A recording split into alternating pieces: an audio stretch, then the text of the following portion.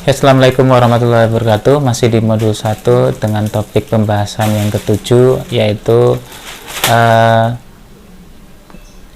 trend network ya, network trend ya, di situ ya. Jadi saat ini itu yang paling ngetrend ya, yang paling banyak digunakan. Jadi topik ini membahas tentang apa aja yang sedang ngetrend lah dalam jaringan saat ini. Mungkin yang kalau sekarang itu yang paling ngetrend di pandemi corona itu ada, yaitu kuliah online atau belajar secara online, bisa dengan menggunakan Zoom, bisa dengan Webex atau Google itu ya. Nah itu, jadi itu bisa menggunakan itu. Nah itu salah satu tren yang saat ini yang ada, yang banyak yang digunakan ya. Nah, itu termasuknya adalah online collaboration. Jadi kita bisa berkolaborasi secara online. Kolaborasinya bisa macam-macam. Salah satunya di situ adalah berkolaborasi dalam hal belajar. Selanjutnya ada juga di situ misalnya BIOD. BIOD itu bring your own device. Jadi apa aja bisa kita lakukan melalui tangan kita.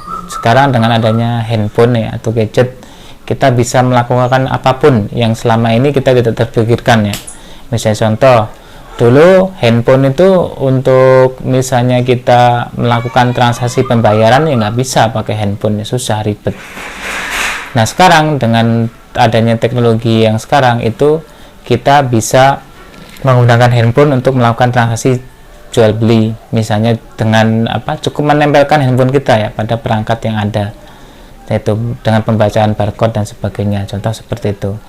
Kemudian juga dulu kita harus misalnya nonton film ya, paling kita di TV atau di bioskop atau di PC. Nah sekarang dengan handphone banyak aplikasi-aplikasi yang menyediakan tontonan gratis ya. Kita bisa download aplikasi tersebut, kita kemudian bisa nonton film tersebut melalui perangkat kita.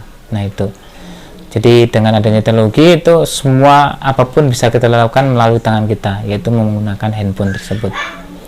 Kemudian yang selanjutnya yang lagi ngetren lagi adalah cloud computing. Jadi kita nggak perlu harus punya server, tapi kita bisa membuat website ataupun menyimpan data-data itu tanpa harus memiliki server sendiri. Jadi kita cukup menggunakan server yang ada di cloud ya. Jadi kita nggak tahu entah di mana itu servernya. Nah itu ada yang gratis, ada berbayar. Kalau yang gratis pasti dibatasi dengan jumlah kapasitasnya, sedangkan kalau misalnya kita berbayar itu biasanya unlimited ya, tidak terbatas. Kayak contoh misalnya penyedia penyimpanan itu ada misalnya Google Drive atau OneDrive, banyak hal ya di situ, banyak. Ada Megazine, kemudian ada Dropbox, itu ada banyak. Nah itu masing-masing punya kelebihan dan kekurangan sendiri-sendiri. Itu salah satu cloud computing ya.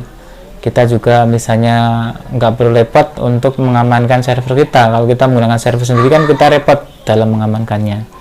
Kalau dengan cloud kita cukup memakainya, tidak perlu dengan keamanan dan sebagainya, kita nggak perlu memikirkan karena sudah dipikirkan sama pemilik dari cloudnya.